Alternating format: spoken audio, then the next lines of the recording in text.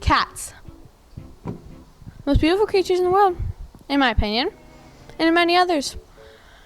They are majestic, inspiring. They're a mascot, for goodness sake. October 16th. October 16th is National Cat Day. We need this day off of school so we can spend time with our amazing cats and appreciate them for who they truly are. Local crazy cat lady here. Why do you think we should have National Cat Day off of school? So you can spend more time with your cats. I mean, you can't have enough time to spend school time and cat time with your cats. And I should know, I have 5 of them. So today is one of those days where you just want to hang out with your feline friends.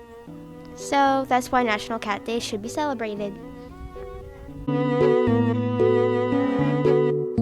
What are your thoughts on cats? They're fluffy. What are your thoughts on cats?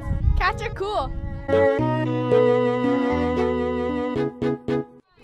I think that we should get National Cat Day off because cats are good and amazing. I think we should get it off because it's a free day off of school. I agree with Jayla. Oh, a message from the Pasteur girls.